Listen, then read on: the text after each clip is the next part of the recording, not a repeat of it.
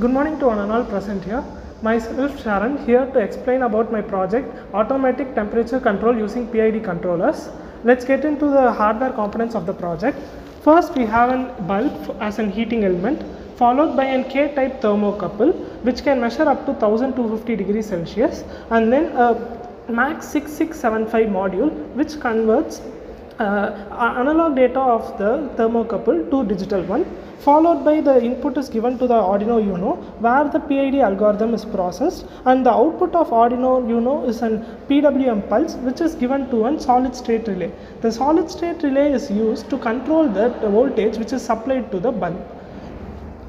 In industries, rotary furnaces are mostly of open loop type, so we are going to make it as a closed loop by making it to set it to a desired temperature. So our objective is to implement a PID control followed by displaying the values of temperature and the PWM pulses, and then to maintain the accurate and stable temperature.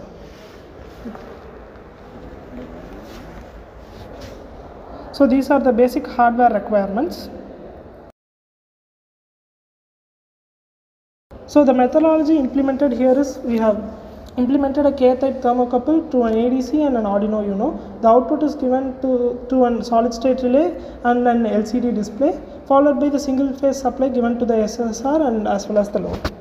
Now let us see the project demo. First we have set the temperature to 37 degrees Celsius, so we could see the PWM rising. We have mapped the 0 to 255 range of PWM to 0 to 1023. And now we could see the bulb flickering out here. The bulb is flickering because of the PWM pulses which we supply. So till it reaches 37 degrees Celsius here, the bulb will be flickering. There will be an error of around 1 to 2 degrees Celsius. So now the value has gone above 37 degrees Celsius and the PWM pulses start to reduce, as you could see, so that the range of the 37 degrees Celsius will be maintained. We also gave a parallel connection to an electric heater which is going to be in the place of the induction furnace for our example case, and we have used an electric bulb because it is easier to show the difference, and heating of water takes lot of time.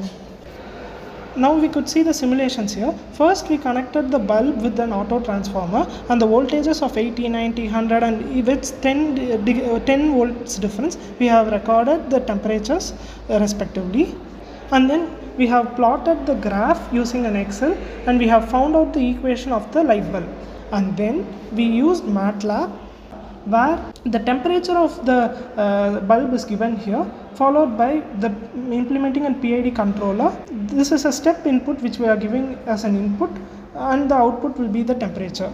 Now let us run this program. This is the temperature which we have set as reference, which is 37 degrees Celsius, and this is how the system responds to it. By tuning the PIDs, we can find the value, we can make it more finer. And then as it is a step input, after 25 seconds I am going to change the value of this reference temperature to a value of around 45 degrees Celsius. So and we could see how the system again responds to it.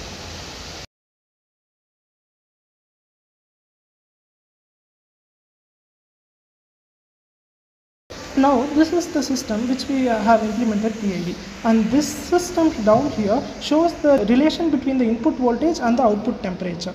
So as you could see, first we are supplying a voltage of 100 volts. For that we are getting a response of around 37 degrees Celsius as an output, and after 25 milliseconds same here we are going to again change the value of the input voltage supplied to the system, which again changes the output temperature.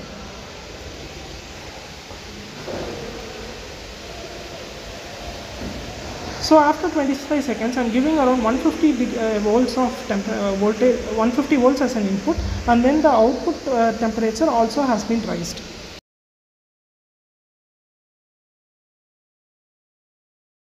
And then for tuning of PIDs, we could select the PID controller here,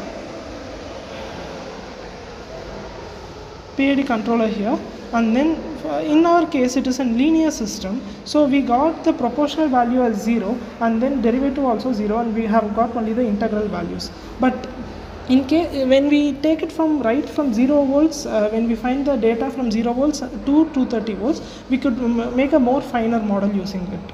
So for tuning of the PIDs, we use transfer function based tuning, where we can auto tune the system.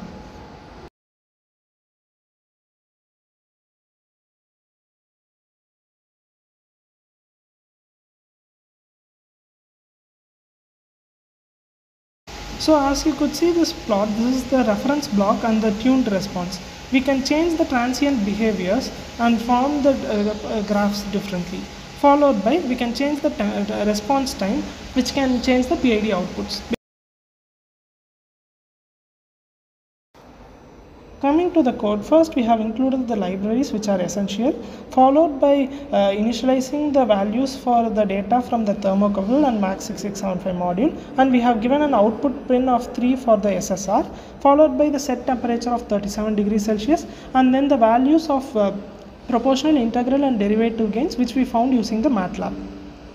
And then we have set the minimum and maximum values for the PWM pulses, and the sampling time would be 1000 milliseconds. And then here we have implemented the PID, which is available as a library, followed by initializing the liquid crystal, and then in void setup we have made the PID mode as automatic. And then the output pulses are displayed serially as well as in the LCD. And then the PWM output is mapped to from 0 to 255 to 0 to 1023 for better understanding, and then it is analogically returned to the SSR pin. And then at last we provide a delay of 1 second.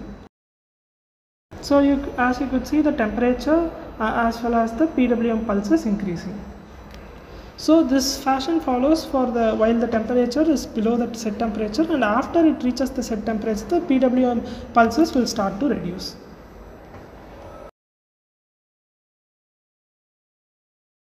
Full stop. I select sir.